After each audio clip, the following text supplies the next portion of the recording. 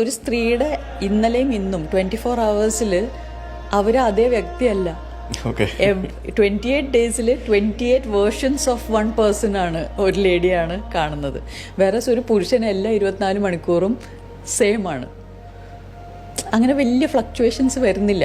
ഇത് complete personality മാറുകയാണ്. ആദ്യത്തെ 14 ദിവസം വേറെ പേഴ്സണാലിറ്റി, അവസാനത്തെ 14 ദിവസം വേറെ പേഴ്സണാലിറ്റി, ആ 28 ദിവസത്തിൽ. അപ്പം നമ്മളിതിനെ സ്ത്രീകളിൽ കൺസിസ്റ്റൻസി ആവശ്യപ്പെട്ടാൽ സ്ത്രീകൾക്ക് അതൊരു ടെൻഷനായി മാറും. ഞാൻ ഇന്നലെ പറഞ്ഞല്ലോ ഇന്ന് പറയുന്നതെന്ന്. അത് നമ്മൾ നോർമലാണെന്ന് മനസ്സിലാക്കി കഴിഞ്ഞാൽ എല്ലാവർക്കും കുറച്ചുകൂടെ സമാധാനം ഉണ്ടാവില്ലേ?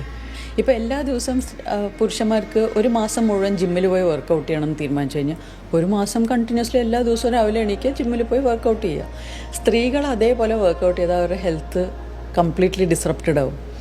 ബിക്കോസ് ഈസ്ട്രജൻ റൈസ് ചെയ്യുമ്പോൾ പ്രൊജസ്ട്രോൺ ലോ ആയിരിക്കും, പ്രൊജസ്ട്രോൺ റൈസ് ചെയ്യുമ്പോൾ ഈസ്ട്രജൻ ലോ ആയിരിക്കും. അപ്പോൾ ഈസ്ട്രജൻ ഫേസിൽ സ്ത്രീകൾക്ക് നന്നായിട്ട് വർക്കൗട്ട് ചെയ്യാം, ഭയങ്കര ഔട്ട് ഗോയിങ് ആയിരിക്കും. പ്രൊജസ്ട്രോൺ ഫേസിൽ ഭയങ്കര റിലാക്സ്ഡും കുറച്ചും കൂടെ റിലാക്സേഷൻ മോഡിലേക്കാണ് പോകേണ്ടത് ലാസ്റ്റ് 14 days.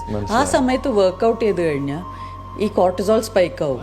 ബിക്കോസ് സ്ട്രെസ്സാണ്, ഫിസിക്കൽ സ്ട്രെസ്സാണല്ലോ വർക്കൗട്ട്. അപ്പോൾ കോർട്ടിസോൾ സ്പൈക്ക് ആവുമ്പോൾ പ്രൊജസ്ട്രോൺ ഡൗൺ ആവും. അപ്പൊ ഇവര് റെസ്റ്റ്ഫുൾ ആയിരിക്കില്ല. ഇതൊന്നും എന്റെ ഭാര്യ കേൾക്കണ്ട, നാളെ പറയുമ്പോ അതെ എനിക്ക് അങ്ങനെ